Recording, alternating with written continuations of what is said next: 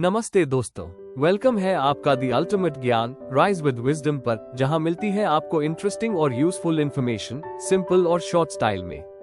अगर आप नए हो तो सब्सक्राइब करना ना भूलना और बेल आइकॉन जरूर दबाओ ताकि कोई भी अमेजिंग अपडेट मिस ना हो जाए। तो आइए स्टार्ट करते हैं। बच्चों, जब हम इतिहास पढ़ते हैं तो अक्सर हमें लगता है कि यह केवल राजाओं, युद्धों और तिथियों की सूची है। लेकिन सच्चाई ये है कि इतिहास हमारी सभ्यता की यात्रा है, हमारे सोचने, जीने, बोलने और मानने के तरीकों की कहानी। आज हम जिस अध्याय को पढ़ने जा रहे हैं उसका नाम है ट्रेसिंग चेंजेस थ्रू 1000 ईयर्स, यानी 1000 वर्षों में हुए बदलावों का अध्ययन। यह अध्याय 700 ईस्वी से लेकर 1750 ईस्वी तक की एक लंबी यात्रा को समेटे हुए है। हम अध्याय की शुरुआत 2 मैप से करते हैं। पहला नक्शा बना था 1154 ईस्वी में। अरब भूगोलवेत्ता अल इदरीसी ने इसे तैयार किया था। इस मानचित्र में दक्षिण भारत ऊपर की ओर है और सभी नाम अरबी भाषा में लिखे गए हैं। ये हमें ये दिखाता है कि उस समय के लोग दुनिया को कैसे देखते थे। अब दूसरा नक्शा देखिए। ये 1720 के दशक का है, जिसे फ्रांस के गियोम द लॉयल ने बनाया। इसमें भारत के समुद्र तटीय इलाकों की बेहद बारीकी से जानकारी दी गई है। यह मैप यूरोपीय व्यापारियों और नाविकों द्वारा उपयोग में लाया जाता था। यहाँ हम ये समझते हैं कि जैसे जैसे समय आगे बढ़ा, जानकारी, तकनीक और उद्देश्य भी बदलते चले गए। मैप्स बनाना सिर्फ कला नहीं, एक सोच भी थी, और वो सोच समय के साथ विकसित होती रही। इतिहास में केवल घटनाएं ही नहीं बदलती, शब्दों के अर्थ भी बदलते हैं। उदाहरण के लिए, हिंदुस्तान शब्द आज भारत का पर्याय है, लेकिन 13वीं सदी में इसका मतलब होता था पंजाब, हरियाणा और गंगा यमुना के बीच का इलाका। यह न कोई राष्ट्र था, न एक भौगोलिक संकल्पना, बल्कि केवल एक सत्ता से जुड़ा क्षेत्र था।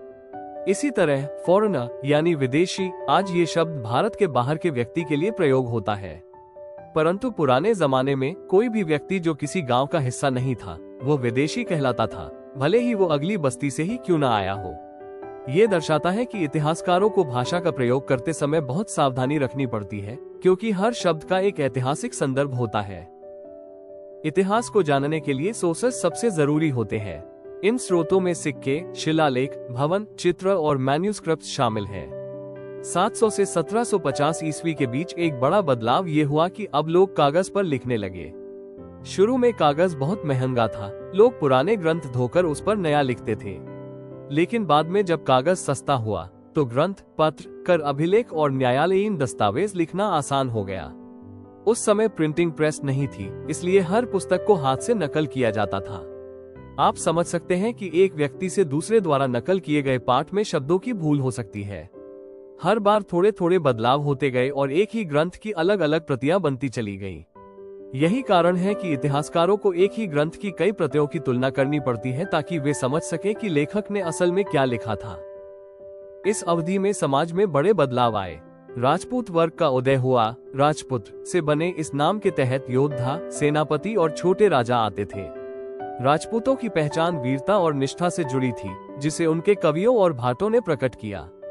इसके अलावा कायस्थ, जो दस्तावेज लिखने वाले और सचिव हुआ करते थे, उन्होंने भी सत्ता में स्थान पाया। जैसे जैसे कृषि का विस्तार हुआ, जंगलों की कटाई हुई और वनवासी खेतिहर बनने लगे। समाज अब जाति आधारित समूहों में बंटने लगा। हर जाति का अपना नियम, परंपरा और पंचायत थी, जिसे हम जाति पंचायत कहते हैं। ये सामाजिक ढांचा धीरे धीरे अधिक जटिल होता गया। भारत में इस काल में कई साम्राज्य उभरे, जैसे चोल, तुगलक, खलजी और मुगल। ये साम्राज्य एक ही छत्र में अनेक क्षेत्रों को लाने का प्रयास करते थे, जिन्हें हम पैन रीजनल एम्पायर कहते हैं। लेकिन साथ ही हर क्षेत्र की अपनी भाषा, संस्कृति और परंपरा भी थी।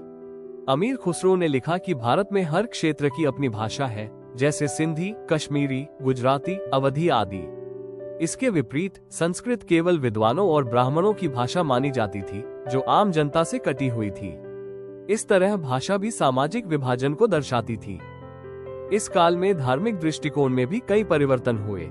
हिंदू धर्म में अब नए देवी देवताओं की पूजा होने लगी, मंदिर बनने लगे और ब्राह्मणों की सामाजिक स्थिति और मजबूत हो गई। लेकिन इसके साथ ही भक्ति आंदोलन भी उभरा, जिसमें भगवान से प्रेम करने की भावना थी। इसमें कोई भी व्यक्ति बिना पंडित या विशेष अनुष्ठान के सीधे भगवान से जुड़ सकता था। इसी तरह इस्लाम भी व्यापारियों, सूफी संतों और आक्रमणकारियों के माध्यम से भारत आया। इस्लाम ने मोनोथियज्म, समानता और दया का संदेश दिया। इस्लाम में भी कई विचारधाराएं थीं, जैसे शिया, सुन्नी और सूफी परंपराएं। ब्रिटिश इतिहासकारों ने भारत के अतीत को 3 कालों में बांटा: हिंदू काल, मुस्लिम काल, ब्रिटिश काल। लेकिन यह विभाजन केवल शासकों के धर्म के आधार पर था, जबकि समाज में चल रहे आर्थिक, सामाजिक और सांस्कृतिक बदलावों को पूरी तरह नजरअंदाज कर दिया गया। आज के आधुनिक इतिहासकार समय को देखने के लिए समाज, व्यापार, कृषि, संस्कृति जैसे कारकों को आधार मानते हैं। हम समझते हैं कि हर युग में परिवर्तन और निरंतरता दोनों चलते रहते हैं। ये भी याद रखना जरूरी है कि मध्यकाल कोई अंधकार युग नहीं था, बल्कि आर्थिक समृद्धि, सांस्कृतिक डाइवर्सिटी और धार्मिक नवाचार का समय था। बच्चों, यह अध्याय हमें ये सिखाता है कि इतिहास कोई ठहरी हुई चीज नहीं है। यह एक सतत प्रक्रिया है, जिसमें समाज धीरे धीरे बदलता है। हर मैप, हर शब्द, हर धर्म, हर जाति, हर पुस्तक, सब अपने समय की गवाही देते हैं। जब हम इतिहास को समझते हैं, तो हम सिर्फ अतीत नहीं पढ़ते, हम आज की सोच को मजबूत करते हैं और भविष्य को बेहतर बनाने का रास्ता बनाते हैं। Thank you. अगर वीडियो पसंद आया हो तो एक लाइक जरूर कर देना और कमेंट में बताओ आपका क्या थॉट है। चैनल को सब्सक्राइब करो और शेयर करो अपने दोस्तों के साथ। नॉलेज बढ़ाओ फन के साथ। मिलते हैं नेक्स्ट वीडियो में, तब तक के लिए stay curious and keep learning and follow the ultimate ज्ञान। Rise with wisdom.